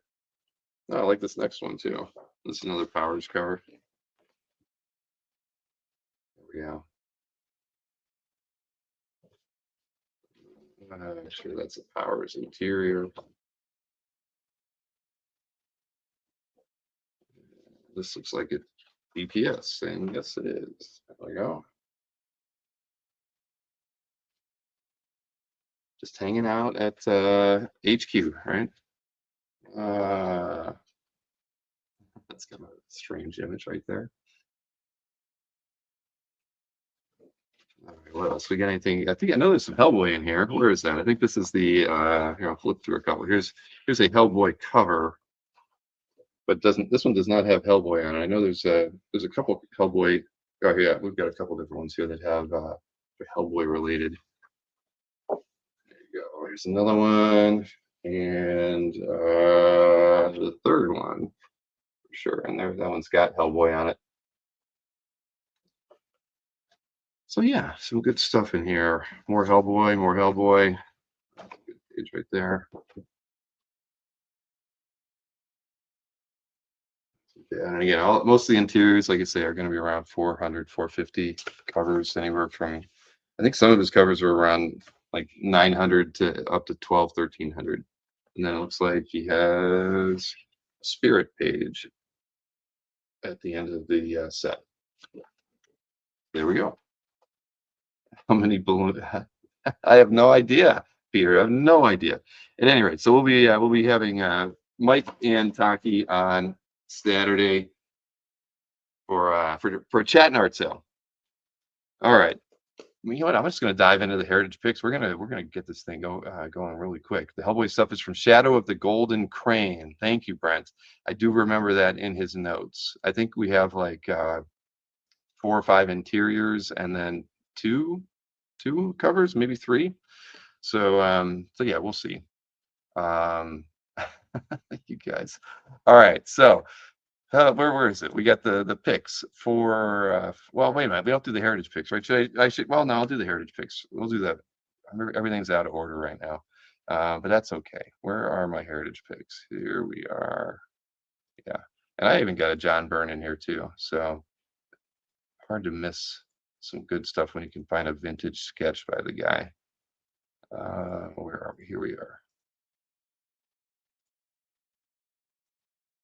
Okay. So this was kind of an easy one. I'm a sucker for the early Marvel team up stuff. So this was a Gil Kane page from Marvel Team Up 17. Spidey's like breaking into the Baxter building, and of course Reed's got all these traps and stuff going off on him. And Gil Kane Spider-Man, not too bad. He's definitely riffing on Kirby buildings there in the background on that first panel. No, number one Marvel fans, you're disappointed that there's so many great books out right now, but none are Marvel. That happens sometimes, man. They can't all be Marvel. This one was just a nice one. I think even Colin might have picked this to feature in one of the mailings, recent mailings for this week. But this is a Wolverine 4-page, and it's John Buscema, of course, and Al Williamson inks. But I mean, this thing just kicks butt. I mean, Wolverine's blowing smoke rings in the second panel. That image in the third panel is so classic, beautiful, beautiful. I mean, yeah. See, number one Marvel fan. There might not be anything out there that you're reading right now, but you look back at the classics, and there's a reason why you are the number one Marvel fan. And she does kind of look like the Dragon Lady, doesn't she? Yeah, he's got to be riffing on that little Milton Caniff there, but still, this is a fantastic page. I mean, it looks a little tanned and everything, but who cares, right? I like that. Next up, we got, oh, that's right. Here's the John Byrne piece. Just a pencil illustration of the Punisher. But, I mean, come on, it's vintage. It even says best to John Beatty on there with the classic John Byrne signature. So I thought these are cool. I mean, I love Byrne published artwork, but anything that's from that era, and again, look at the pencils on this thing. That's tight. This is a con sketch. I mean, it's really, really, really well done. All right, next up, Joe Mad. I think we mentioned Joe Mad Excalibur the other day, right? Well, here's a Joe Mad Excalibur 57 page. I think this one was inked by Joe Rubenstein. So this one, won't break the bank, but if you're looking for a Joe Mad example for your collection, you can get one right there. Then thought about not showing this one because this is one of Grant Morrison's new X-Men pages from 139 with Jimenez doing the art on this one, and I don't have any examples from Jimenez's run on New X-Men, so I probably will bid on this one. But it's kind of cool, a little bit of Hellfire Club flashback stuff going on here, and Jimenez is one of my favorite artists out there, and I really, while he didn't get a lot of time on the New X-Men run with Grant Morrison, I enjoyed every issue that he worked on. So this is kind of nice, and you get Gene in there as well. Strike a pose every time. All right, so what else we got here? John Bolton. I thought this was kind of interesting. I think it was just like a panel piece that was used in an overall page. It was something from Batman Joker Switch 1. So I think it's just something that was basically stitched in with other panels to make a complete page. At least that's what the description said. But shoot, after we looked at the Bolton artwork last night that Anthony had, and we've looked at a few Boltons over the not too long ago, that this was kind of cool one to show off. Next up, John Severin. This one is so cool. I mean, I think I'm going to throw a bit on it just because I want to feel like I contributed to the cause. This is it's a cracked magazine cover, issue 186 by John Severin, and I mean, come on. You get the whole Barney Miller crew in this thing. I mean, for those of you who old enough to remember watching that on TV back in the day, but this thing is just freaking awesome. I mean, the detail on it's got I didn't even notice Rubik's cube next to the coffee mug on the desk. This is really nice. I have no idea what the market is on cracked covers, but this is pretty dang sweet. Is that Stanley? It does look like Stanley, doesn't it? But no, it's not. Yeah, Wojciechowicz. That's right, Josh. See, Josh knows. It's been way too long. I have not seen an episode of that show probably in 35 years, but it sticks with you when you see it. I haven't said Wojciechowicz in probably over 40 years. So wow. At any rate, yeah, very, very cool piece. And it's only at $40 right now, which is, I mean, again, no idea what these things go for, but how cool. How cool is that? I mean, seriously, that is awesome. Just two more pieces here. A Bruce Timm color Dracula piece. Good Bruce Timm. I don't know when it was done. I guess early 2000s or so, but a little bit of horror there. Never hurt anybody, and kind of different for him. I mean, I always think of kind of like Bruce Timm line work and all that, and he's really kind of just using some tonal work there on Dracula. Then the last piece, it ends up being a little suggestive. I didn't quite catch that when I first picked it, but I love Fastener and Larson, and I thought this was a pretty cool piece. It's from something called Time Killers, issue 4, the cover.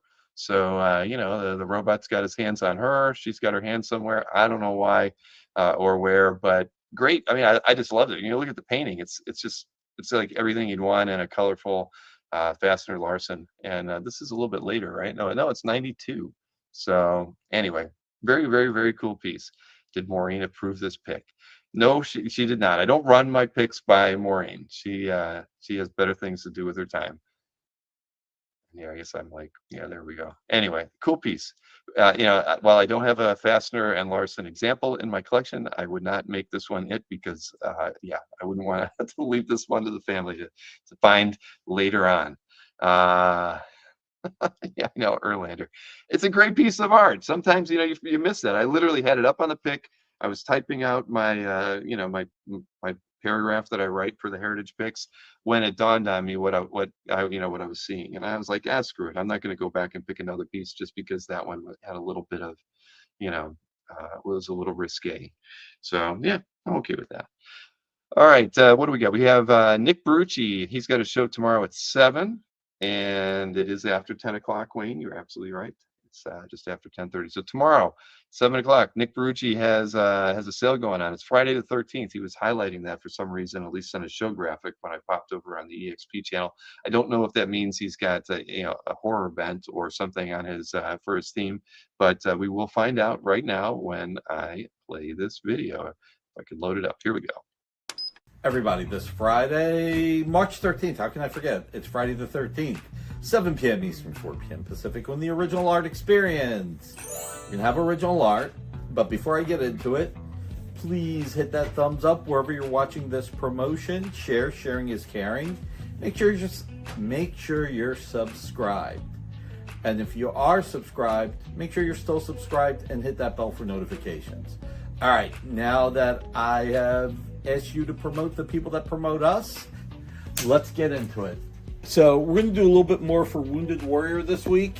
We raised $1,060 last Friday, and considering Iron Man's history was being, I believe it was, I can't remember, oh God, I'm old. I can't remember if it was the Vietnam or Korean War, and the shrapnel hitting him and becoming Iron Man, I thought 2 Iron Man pieces would be great.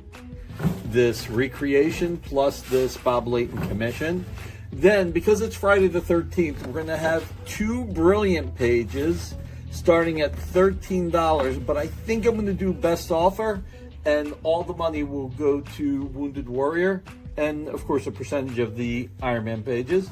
Then we have Dan Jurgens, Booster Gold, the 2009 series. Walking Dead, check it out. Is this, an early appearance of Negan. So you're seeing the pencils, and then this was scanned, inked by Stefano, and these are pencils by Charlie Adler. Then we've got Superman by Eddie Barrows.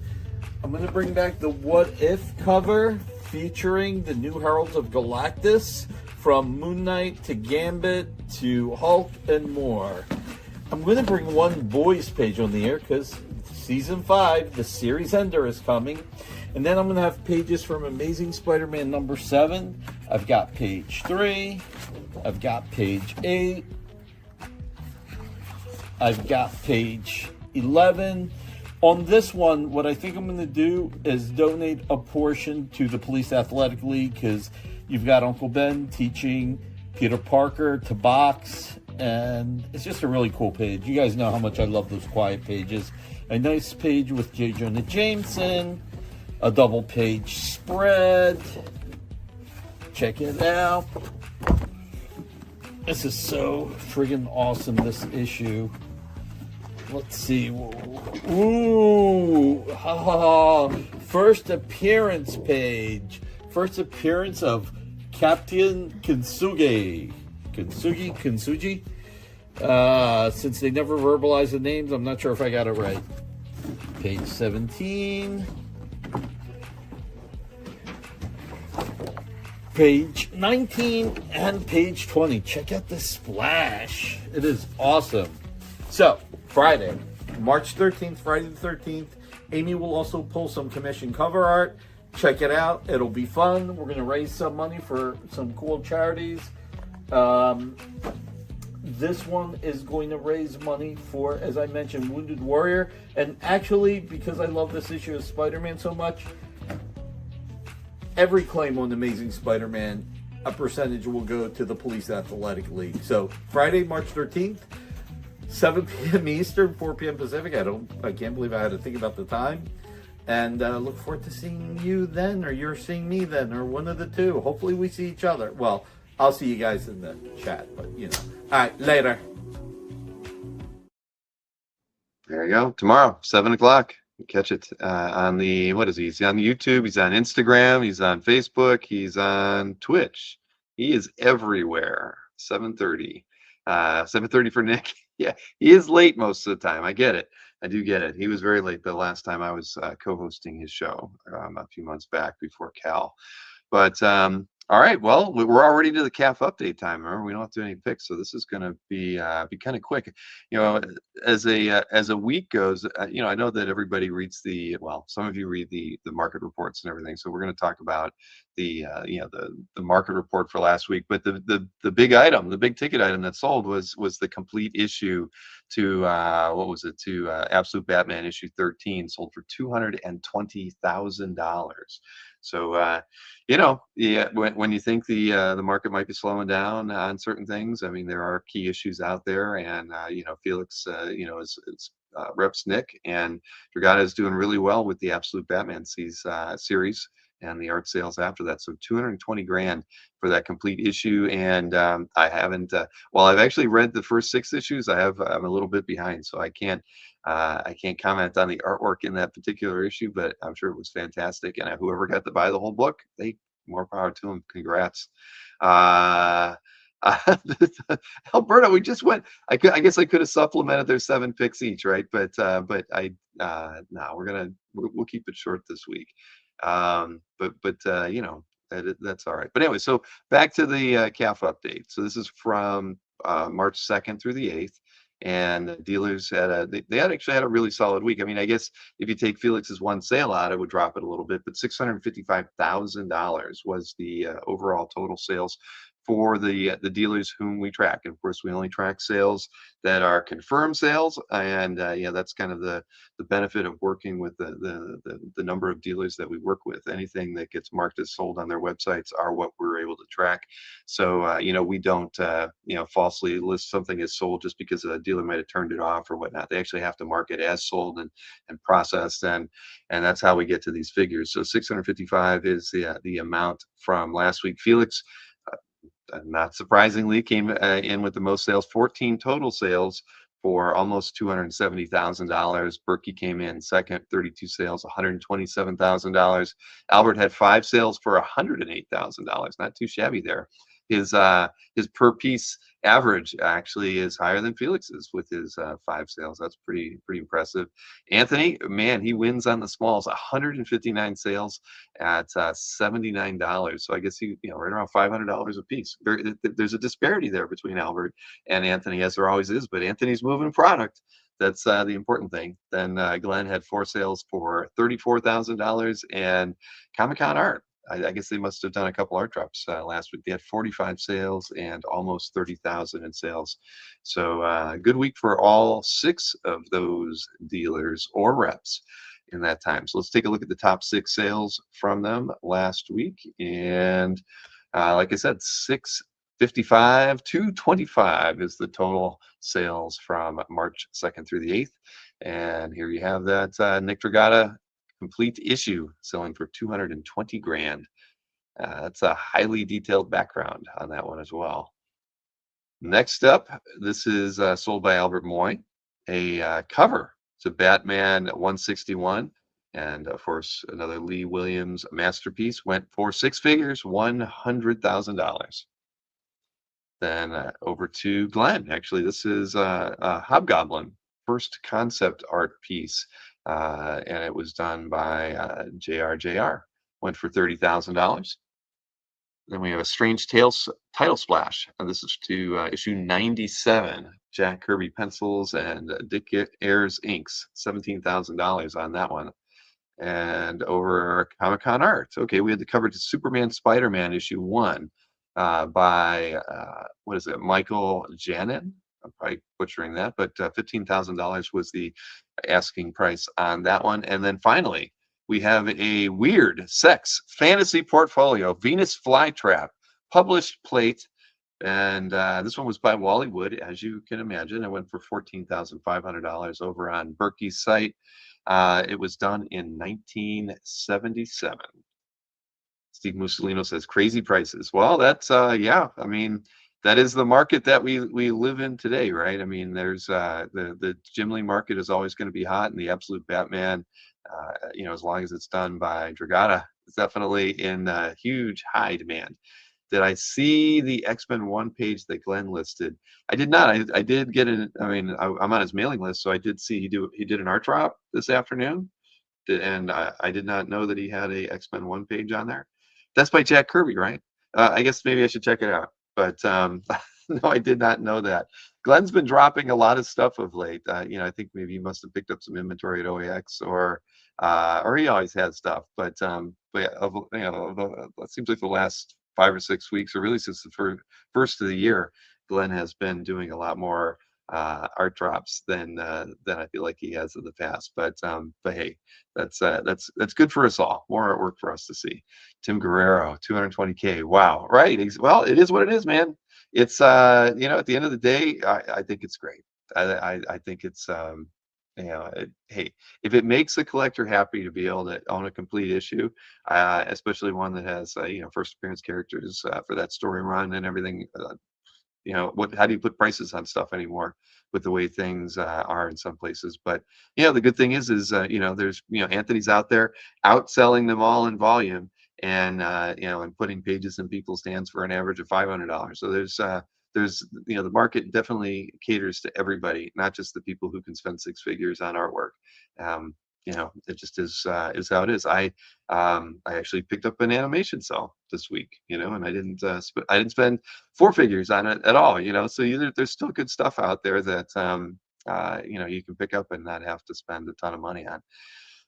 All right, you're right about that, Peter. All right, let's take a look at auction results. 617K was the total from last week. Heritage did have a couple side auctions that went on. I think there was I didn't note them all in my kind of summary, but I think they had kind of a pinup auction, as well as, I don't think it was Garfield auction. I think it was a different strip art. I could be wrong, but either way, there were some supplemental auctions going on there last week to get it up to 617,000. You know, usually we'd be around 350 or so. Let's see, eBay. You know, I think some of these are probably make offers, but I didn't go over and look at 130point.com. For those of you who like to research art sales that happen on eBay, and you know, a make offer happened, you go to 130 point, and it's I'll show everybody the site after we're done here. You can plug in the keywords for a piece, and it will tell you what the offer price was. But looking at the prices here, my guess is at least one or two of these were probably sold as best offer. But let's take a look at the top three from eBay and the top three from Heritage. So first up, we have a cover painting to Swamp Thing 156 by John Tolman, and the price on this one was $6,775. Nice Swamp Thing there, unconscious as he is. And then we have a Hulk 344 page here by Todd McFarlane. This one went for, at least possibly, for $4,827.77. And lastly, an Ed McGuinness Hulk #1 page 1 piece that went for $4,500. All right, then over at Heritage, kind of cool to see a Michael Whalen piece be the top-selling piece. Obviously, they have integrated illustration artworks into their Wednesday weekly auction, and that one went for $11,875. And then, and this isn't surprising at all, there was some really great Shogun Warriors artwork in last week's Heritage Weekly auction. This is from issue 1, page 15, went for $7,812.50. And the one I picked went for $5,250. It was page 13 from that book. Pencils by Trimpey and inks by Dan Green. So fantastic combination on a book that's I think memorable for many folk. But I think there was actually 2 or at least one other Shogun Warriors pages in that auction as well. So hey, it just shows that nostalgia runs deep with us collectors. But here, this will be the last thing I show off before I sign off for the night. 130 Point. I'll even put the link in the chat for those of you who are ever curious.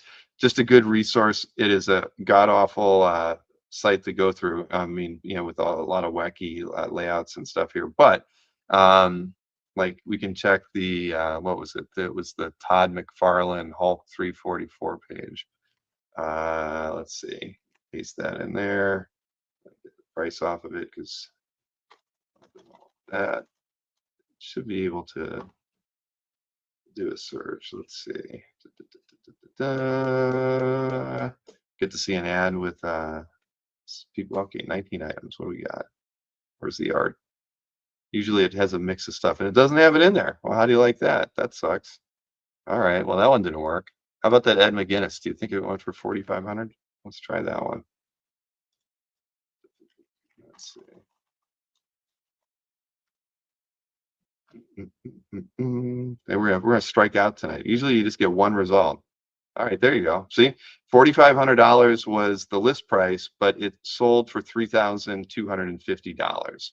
So again, 130 Point is just a good resource when you come across something that sold on eBay and it clearly, a lot of times eBay doesn't do the strike through on the price, which is the key to letting you know that it was make an offer. Sometimes they suggest that it was a make offer without doing that, so you never know for sure. But coming over to this website and plugging in the keywords for the title will get you the result you're looking for. So I do not, Marcus. I do not. How would I know if you even bought it on eBay? You tell me that. Okay, well there you go. Look at this, an hour and 47 in, and we are all done, and there's nothing wrong with that. So we have a few things going on around here that I think are going to be fun for everybody. Some cool announcements coming up. Of course, Comic Art Live 13 is just around the corner as well. So I hope many of you are planning for that. I mean, what is it? It's I think it's the 16th and 17th of May. I could have that wrong. It was on the calendar over there a little bit ago. Yeah, 16th and 17th. So you got just over 2 months to start planning on what pieces of art you might want to put into your exhibitor booth for that. And as many people know, about 6 weeks ahead of Comic Art Live, we will open up the mystery sketches. So we're already talking with some reps and some artists to participate. And as you might imagine, we will be doing the sketch cards again. Of course, we've got a full set printed out that I've got to start shipping out to artists and reps. So yes, it is always a blast, Josh. I appreciate that. Tim Grow, every time I copy the complete name of the auction, it almost always fails. I don't know why. So I always just pick a few keywords out of there. But hey, to each their own. It sometimes works, sometimes doesn't. But anyway, so there you have it. Remember, Saturday, 2 p.m. I'll have Mike Oming on, and then it'll be fun. I haven't talked to them in over a year. I think the last time we had them on the channel was probably January of 2025, or maybe even late 2024. So it's been a while.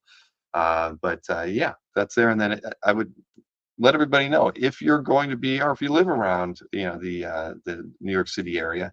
I will be, I think the place to hook up if we want to chat would be probably over at Anthony's. So anybody who's near Anthony's warehouse on Saturday of next weekend from probably like 10:30 to 1. I don't know how long I'll be hanging out there, but that would probably be the window to meet up. But shoot me an email if you want to drop by and say hi. I'll definitely confirm what time I'll be there. I think Jason D'Ambrosio is going to be my chauffeur that morning.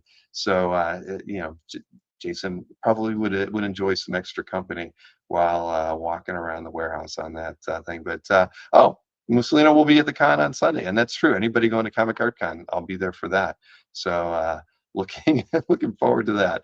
All right, everybody. I will see you on Saturday. Enjoy the rest of your evenings.